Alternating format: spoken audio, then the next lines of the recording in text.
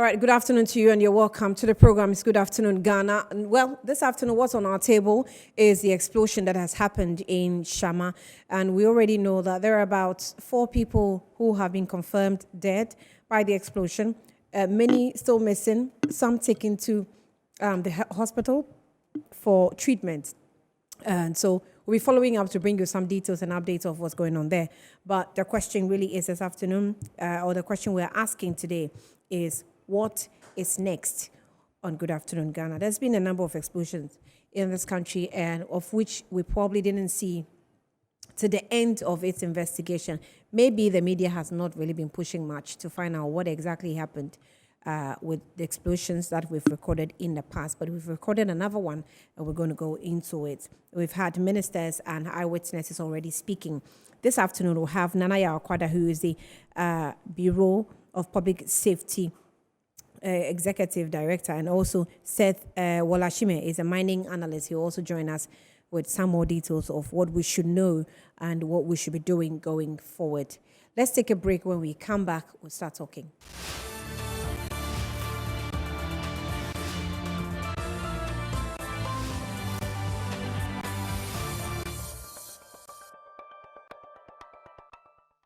You're welcome back. Now, let's take a report from the Western region, from the Shama, explosion site, and what the minister has been saying since it happened.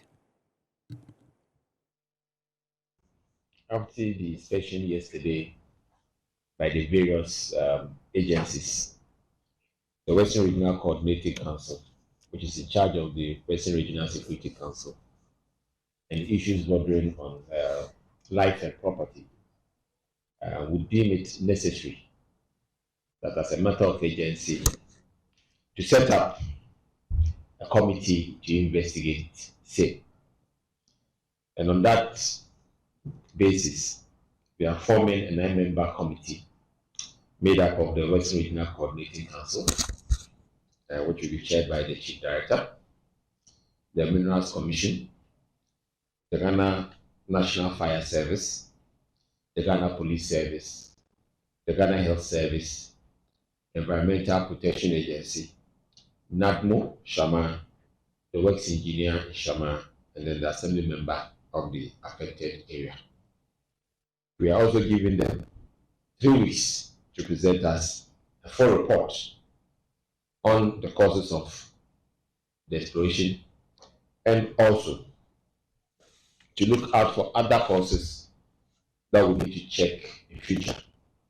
We also want to establish whether the company was up to speed with its own safety guidelines and licensing that they are supposed to go through. And we also would like to know whether the company had authorization to store those explosives. And then we also expect the committee to give us a recommendation to guard against future occurrences. On that note, and on behalf of the committee, I expect that the task that we give them, they'll do whatever it takes to deliver to the satisfaction of all. And therefore, on behalf of the Western Regional Coordinating Council and on my own behalf, I declare the committee duly inaugurated. All right, you're welcome back. That was the Western Regional Minister there speaking to us on what he expects the committee is, a 9-member committee. We're expecting a report from them soon. We have Nanaya Akwada to speak with. But briefly, before we go to Nanaya, let's get the reports just for you to have an idea of what exactly happened at the explosion site. Speaking to the media, Ebenezer Dadzi stressed that what he had witnessed was terrible, looking at the way people have died. The district chief executive officer made these remarks when the district security council visited the scene to account for the losses and deployed measures to rescue others who were still missing at the site. Ebenezer Dadzi again disclosed that the area had been declared a security zone and urged members of the community to listen to the advice of the security personnel. Western Regional Director of Environmental Protection Agency, George Diewu, also disclosed to Metro News that they have begun investigations into the disaster and expressed worry about the way Ghanaians throng the disaster scene. So around 10:20, I was asleep and I heard a sound and I woke up. When I woke up, my ceiling was on me. So sincerely speaking, I thought the world has come to an end.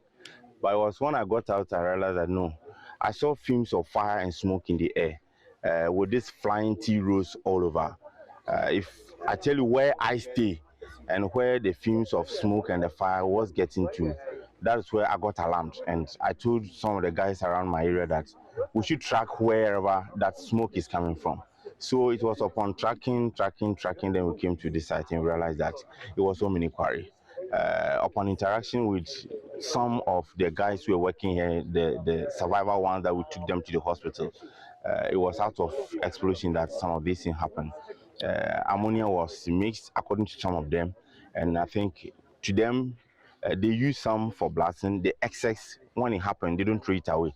They had to keep it so that subsequent times it can also be used. So after that, there's another also suspicion that this ammonia can only blast, can make sound, can vibrate, can cause harm when it gets in contact with fire. Per the experiences we have with the other quarries around. My place is a quarry zone. So this is one of about 6 quarries that we have here. Here are some eyewitnesses. We're trying to reach management, but unfortunately, the owner of the quarry, from our investigation, is reported to have been involved and is dead.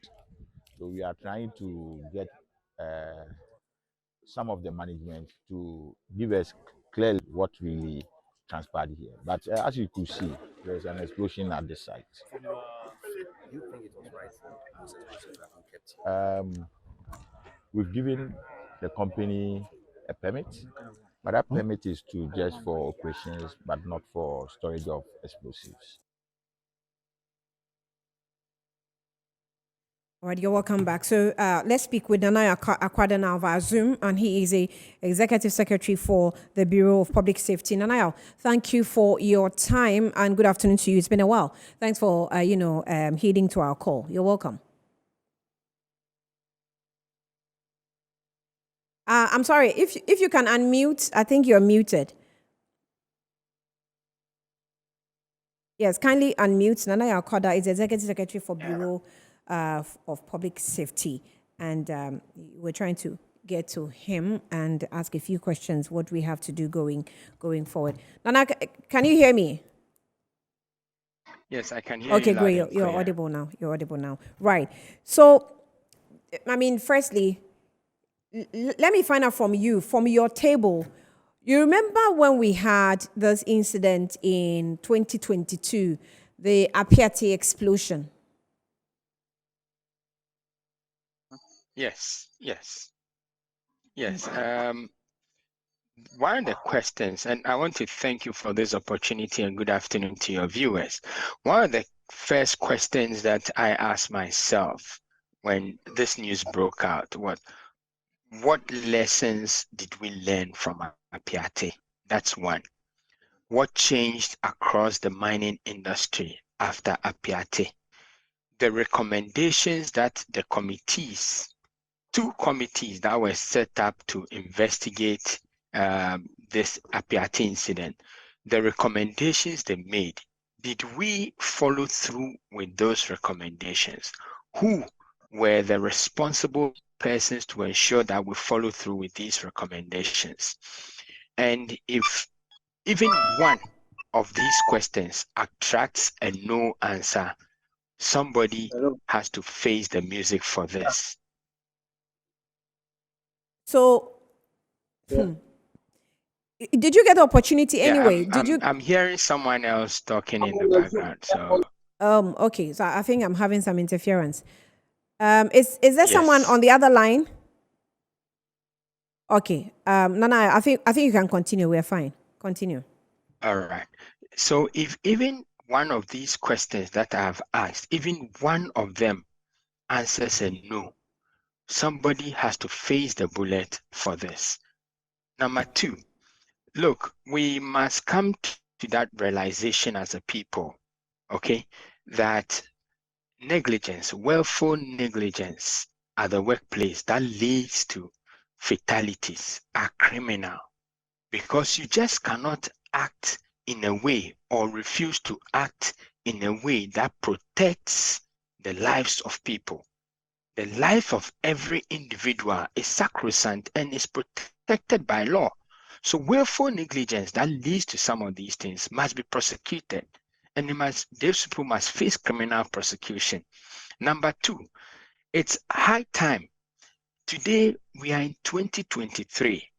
For nearly 2 decades, the Bureau of Public Safety has been calling continuously for investigation reports to be published, to be made public, because it is the taxpayers' money that is used to facilitate some of these or undertake some of these investigations. To date, not a single report has been made public.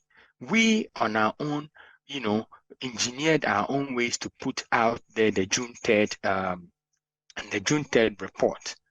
Okay. After that, no report has been, published. I'm sorry for my camera. No report has been published. So we need the state agencies to actually, be up and doing.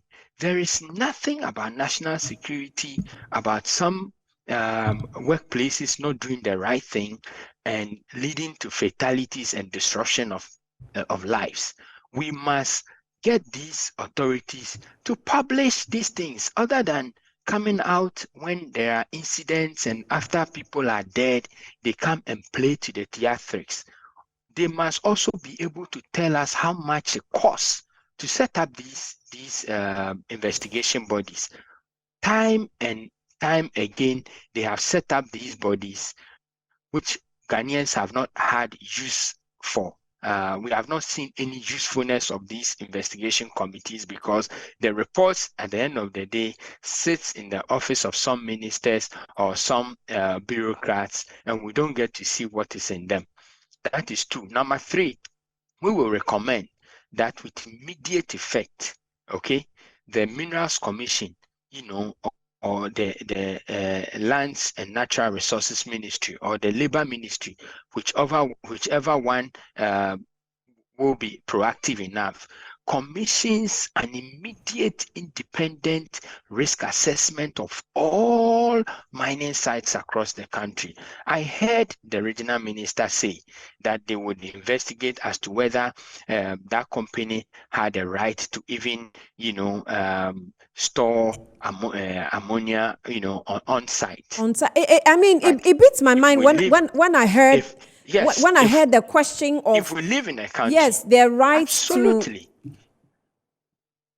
Absolutely. How can we live in a country that a dangerous substance like ammonia, we don't know who has it in our country? My sister, that's not good. That line should not have even appeared in the statement at all. It indicts our National Security Service, it indicts the EPA, and it indicts all the people, the stakeholders within the industry. So we must know it. What sort of ignition control initiatives did we introduce after the Apiate incident? All of these things must be brought to bear. And I am saying that, one, we should initiate immediate risk assessment of all sites, okay, with relation to transportation of explosives, storage of explosives, usage, and the competent persons who are in charge of these explosives. Number two, the government must tell us the cost of these investigations. If they decide that they are not going to release the reports, for us to know what is in there, who is killing Ghanaians, who is sitting or sleeping on the job, they should let us know the cost of this investigation, how much these investigations are costing the taxpayer, so we can take it from there. So I've just researched to find a final report put together by the International Federation of Red Cross and Red Crescent Societies. It had some partners. So it's the final report of the explosion in Apiate. And so this organization put together the report. It partnered with organizations including NADMO, Ghana Health Service, National Ambulance Service, and Ghana Police Service. So these are the organizations in the country or local organizations, I will say, that partnered with the Red Cross for this final report. It has a situational analysis. It gave the description, the summary. It also gave the overview of actors and actions in the country. It gave the needs analysis and scenario planning. So, for example, it provides a table that says the description of house number of houses destroyed, 500. Affected number, 500. Had number of people displaced and camped, 660 households.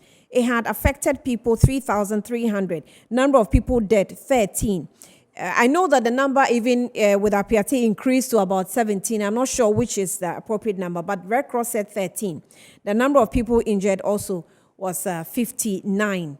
That's the number it puts it. It gives us the risks analysis, operational strategies, proposed strategy, emergency shelter. Now, I just found this report. I just retrieved it.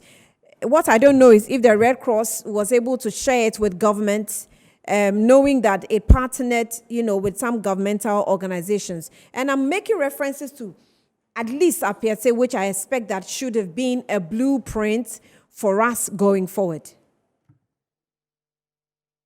Well, that's very important. Look, Red Cross may have undertaken their own investigations. Government, which fined Maxam Company $6 million after the incident, has gone ahead to spend millions of taxpayers' money, rebuilding that community and paying compensations. Don't you think we need government to put out there what they found in their investigation? Don't you think it is important, it is accountability for government to put out there what they are going to do after spending so much of taxpayers' money in a company's negligence? Don't you think it is incumbent on government to let Ghanaians know how or what steps we are taking to prevent a recurrence of Apiate, such that in less than 2 years, we have another incident on our hands with lives lost and properties damaged? I think that our government must demonstrate leadership. They must demonstrate that they mean well for the citizens. We can pull Red Cross investigations for analysis, but Red Cross has no mandate to go tell a regional minister what to do. Red Cross has no mandate to go tell director of Minerals Commission what he should do in his regulatory spaces. Red Cross, the Minister of Lands and Natural Resources, what he should be doing in his ministry to protect the industry and by extension the people. It is the Ministry of Lands and Natural Resources. It is the Minerals Commission who have the mandate to implement or initiate changes in the industry. What have they done after Apiate? And why are we where we are today? For a regional minister to come tell us they are now going to investigate who has the right to hold a bomb and who does not have the right to hold a bomb. Nanaya, kindly hold on. Let me engage Seth Wolashime. He's a mining analyst. Seth, you're welcome to Good Afternoon Ghana. Thanks for joining us. Maybe I should just find out from you as a mining analyst, what have you been able to gather so far after the news broke of the explosion? Kindly unmute. You are not audible, so kindly unmute. Yeah. Great. Good afternoon to your cherished viewers. It's unfortunate, like Nanaya was saying, it seems we haven't learned anything. Basically, what I gathered, and which is even more disturbing, is that this company that has caused this situation currently applied for a license. It has not been approved, and yet they are doing this illegally. This is a big indictment on us. The agencies that are supposed to make sure that the laws of this land are adhered to to the letter must be ashamed, because finally it looks like, we Ghanaians are being taken for a ride. It's so disheartening to know that the license that these people applied for have not been approved, and yet they have found ways of trying to operate in the darkness at midnight, and look at what has happened. I think they should be taken to task, and they should not be left off the hook this time like they did to Mazam in Apiati. Like Nanaya was saying, the government has spent more than what Mazam was the punitive charges that they were levied. And why should it be so? Why should the government be spending more than a negligent company that is supposed to handle explosive and has not done so, and has caused lives and property, damage to life and property? So it's a shame. But Seth, I mean, how can we move away from this situation of talk? Like you question, how do we have a Mazda as a company that caused the disaster pay less than what government is spending? Why not the company, the one made responsible for the whole rebuilding of the community, making sure that all these safety measures are kept, and even for them paying, some penalties, or be made to face the law for operating illegally? Yes, I think that is what should happen, because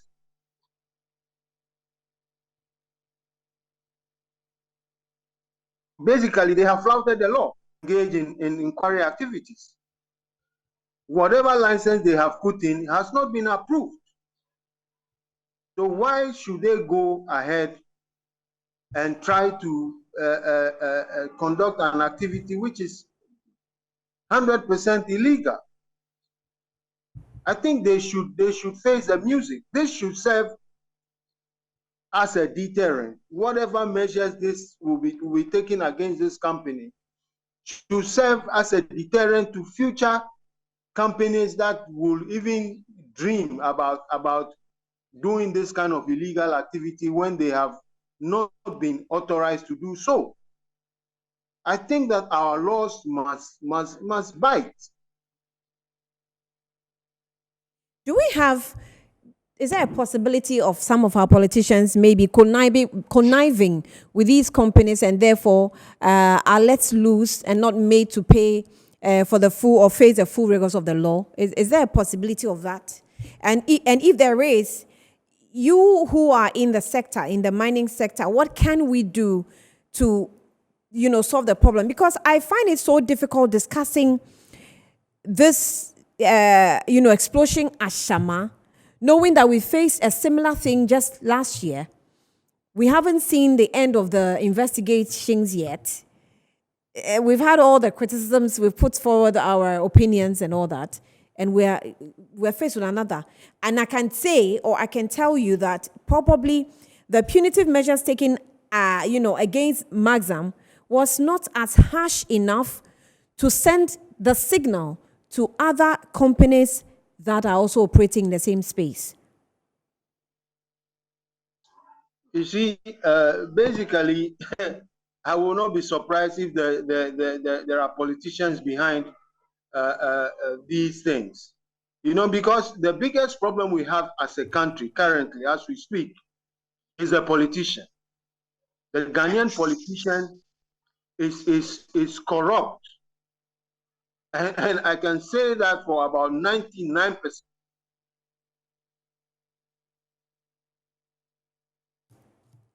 Okay, we're having a discussion with Seth Wolashime, who is a mining analyst, to begin giving us his opinion on the latest Anto-Abosso quarry site explosion that has happened just about days ago. And his also information that he's giving us updates is that the mining company had requested for license and it had not been granted yet. It was still operating, and it also decided to operate in the night, and hence what has happened. Let's try again and see if Seth Olashime is there. Seth, are you there? Okay. Sorry, I'm back. As I was saying, I Okay. said our biggest problem as the country currently is our politicians, because over 99% of them are corrupt. There's just a handful of politicians who are thinking about this country. I will not be surprised even if the issue of Maxam, politicians behind trying to punitive against that company for how reckless they handle explosives that cost lives and property. Okay. We're struggling a bit with Seth, so let's cross over to Nanaya. This current situation, I will not be surprised. They will, even with Okay, Seth, I think my team will try and restore you, so let's hold on with you a bit, but let's cross over to Nanaya. Nana, can you hear me? Yes, I can hear you. Okay. So I was just saying that Seth has just, I think, I will not be surprised. all right. I wanted my team to restore Seth because he's having challenges with his network. And so we'll get back, Seth, we'll get back to you. Nana, he's saying that the Chinese company, name has not been given yet, but we just know it's a Chinese company, requested for a license and they have not been given to them, but they were operating. I mean, what do you make of that, what he just found out? Well, I will not want to take that as a statement of fact, since there's going to be an investigation. But if this were true, it's even more damning, because look, I have said after Apiate that Apiate was not just a workplace incident; it was a national security wake-up call. Look, if a company applies to mine and they were probably going to mine with axes and cutlasses and other implements, and they were mining, that's not a problem. How did a mining company that has not received approval, authorization to mine, how are they able to procure explosives at this magnitude? I mean, you are talking ammonia nitrate. This is just the ingredient for making bombs and detonators and so on and so forth. And I know that the EPA has very stringent rules on importation, who possesses it, even storage of these items. So it's even more serious, and I would not want to go there now. It asks, there are a lot of begging questions on this when it comes to if it really turns out that these guys do not have the relevant approval to mine and they were mining. Okay, that's one. And then two, how did they procure those? I think I dealt with that. Explosion. You mentioned earlier that Apiate, the monies that were used, we find Maxam Company is far less than what we are using to rebuild Apiate and to pay compensations. That one, you might want to probe it, but get this right. It's even neither here nor there. No matter how much money we find a company that willfully neglects what it has to do, no matter how much we find them, they cannot buy lives. Lives have been lost. One life is even too many, but we are talking in excess of 10. So it's neither here nor there. The main thing is that after committing so much of taxpayers' resources into such an incident, we must make sure that it does not recur. And even if it recurs, there must be new areas that we are going to target for improvement. As it stands now, we don't know what were the core recommendations of Apiate report. So how do we even go and hold anybody responsible?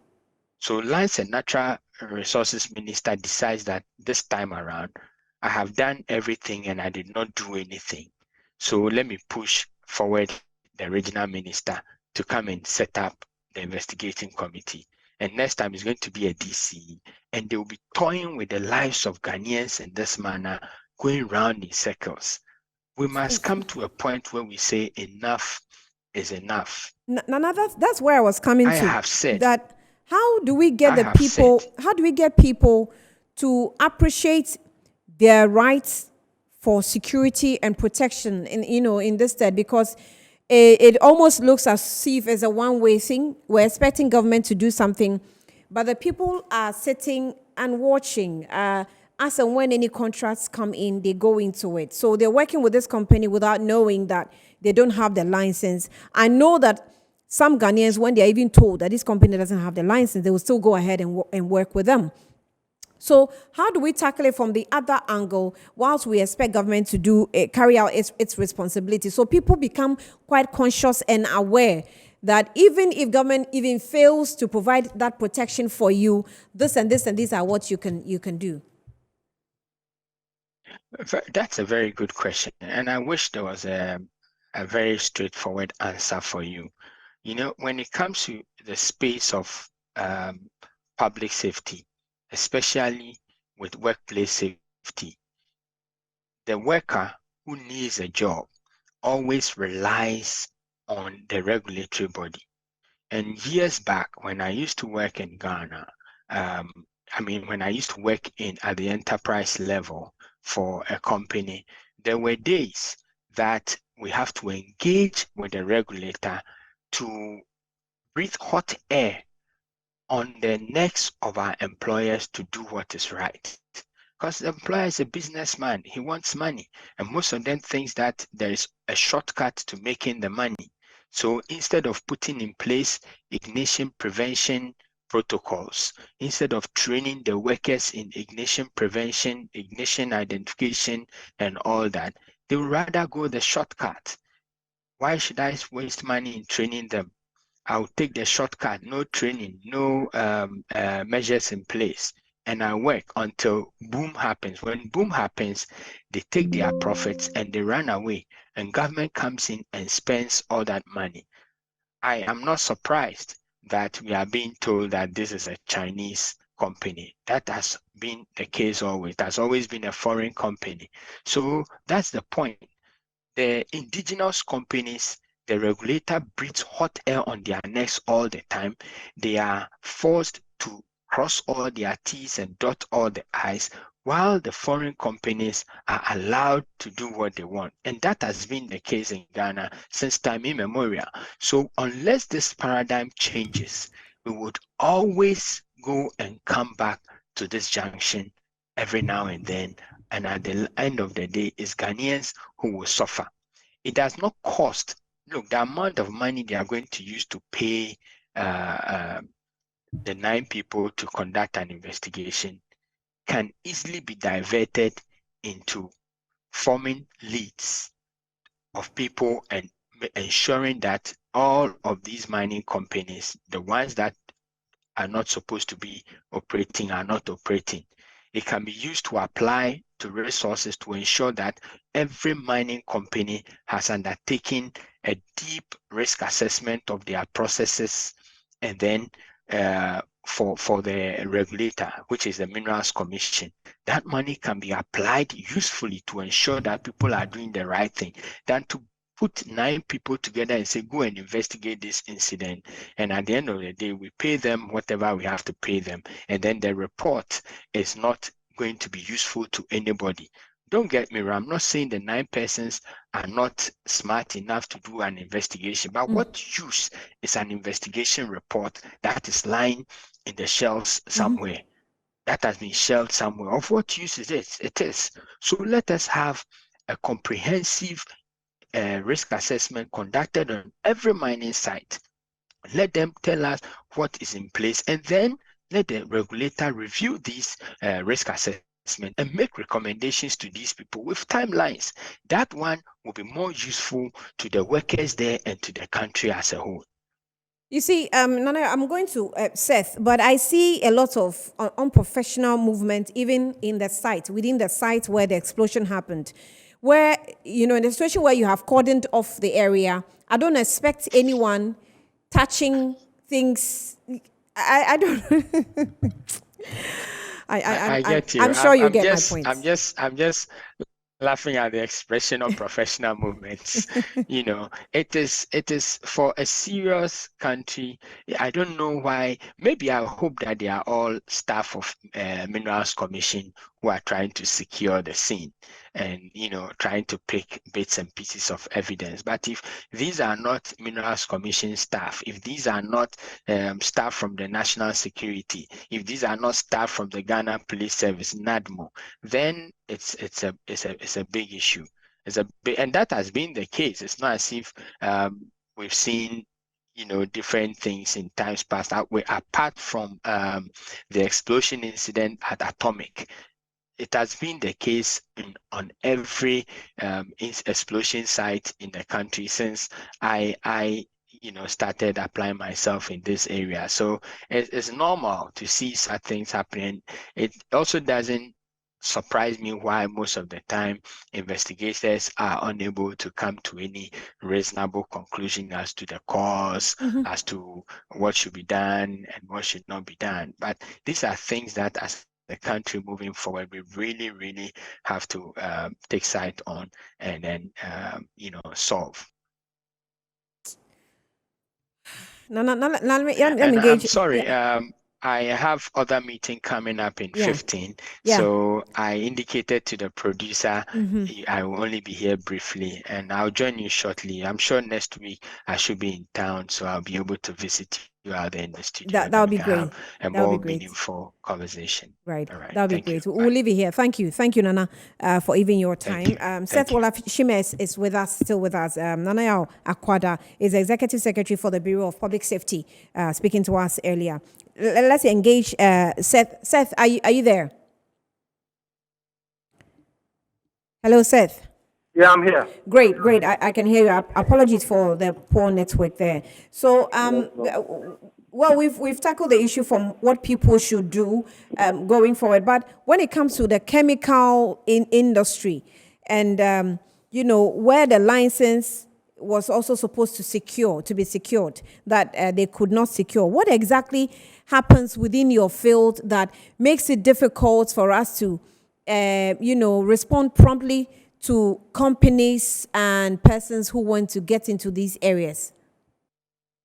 Well, basically, I think that question is for Minerals Commission to answer.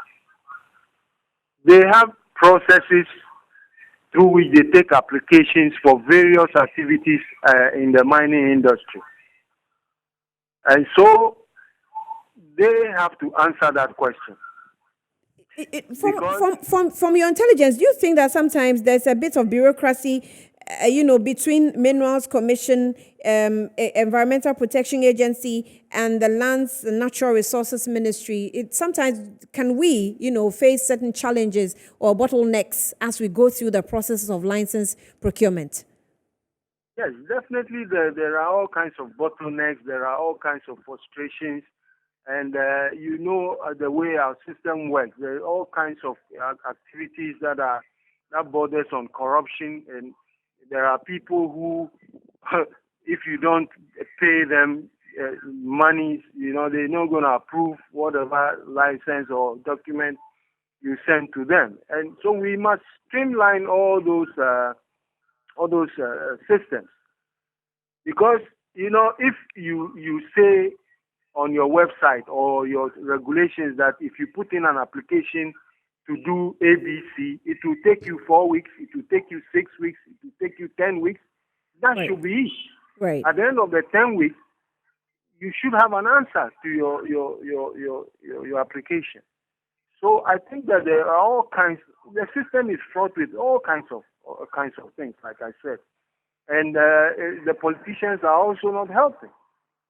Because this Chinese company how come they haven't got a license, but then they Yeah, can operating.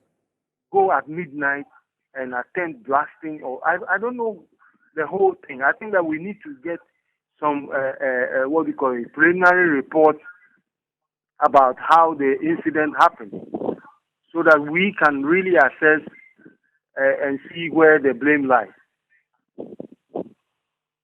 So, also with your insight, the chemicals that has exploded.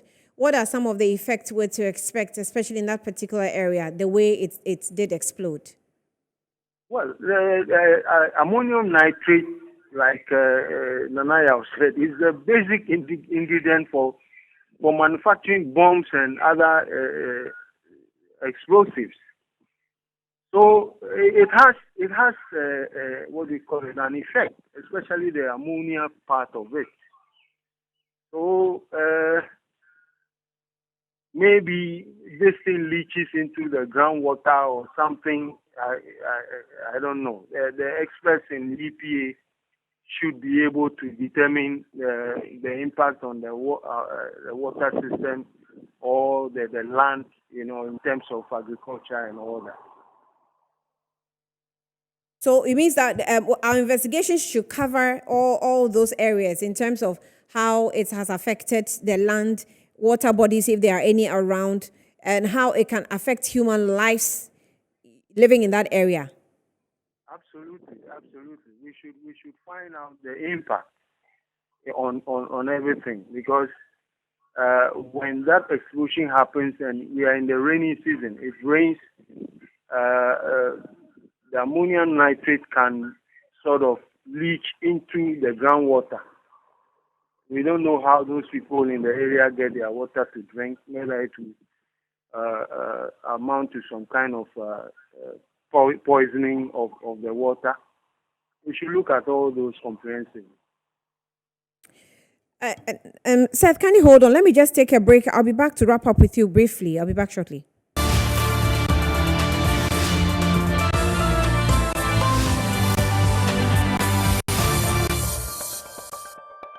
Welcome back to Good Afternoon, Ghana. We're discussing the issue that has just happened at Anto-Abosso quarry site explosion in Shama, and we're discussing what we're doing going forward, or where do we go from here.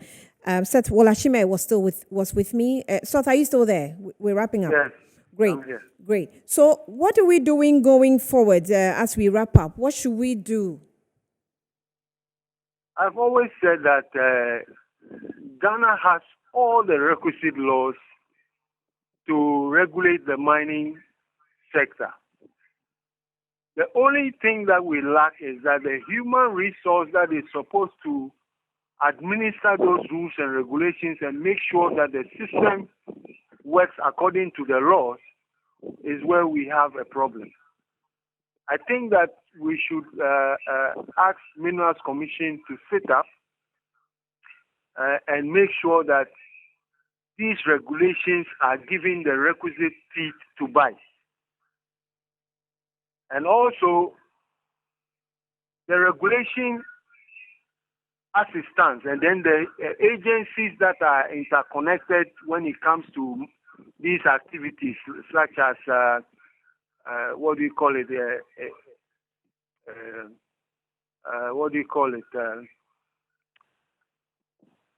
So EPA, Environmental Protection Agency, the ministry itself, and then water resources under CSIR and all that. Those agencies should really up their game. They should up their game because we have to make sure that our regulations work. So going forward, I think we need a thorough review of the system, and also make sure that the regulations as it stands in our books should be followed to the letter. And people who, the kind of punishments under our laws is also soft. We must make sure that those punishments are stiff enough to serve as a deterrent to people who will be thinking to flout our rules and regulations. So we are at a point where we have three strong bodies that's supposed to regulate our environment, and we're still going through such challenges. Yes, as it were. So that makes nonsense of the existence of these institutions, not so. The EPA, the MINCOM, and the Natural Resources, the Lands and Natural Resources Ministry. Is this what's going on? Unfortunately, they are not living up to the expectation. And you see, when things happen like this, it exposes them more. Because things have to be put right. We just came out of Apiate less than 2 years ago, and we saw the kind of devastation. So why should we be sleeping on the job again and allow this to happen? You see, importation of ammonium nitrate is regulated. It's under strict regulation. Because, an individual gets ammonium nitrate, it can cause mayhem. So 1 gram of ammonium nitrate entering this country is always under strict regulation. So how did these people get their ammonium nitrate? With what license did they get it? Given that they have not even got approval for them to be doing what they are supposed to be doing. So it's a shame, but we must wake up. And if we don't wake up, too bad. Well, Seth Wolashime, mining consultant and analyst. We'll get back to you definitely as we also go through authorities with the investigations and the committee that has been set up. We're grateful for now. Thank you. And that's it. So Nanaya Akwada, also we spoke with him earlier. He's the Executive Secretary for Bureau of Public Safety, and he's not in the country currently, but we're hoping that when he gets in, he can also join us for us to do some more analysis of the issues that are coming up. It has to do with the Anto-Abosso quarry site explosion that happened in Shama. This is what time will allow us. My name is Anil Fompo. Thank you for joining us. We're back on Wednesday, but we'll have the repeat tomorrow. Thanks for watching.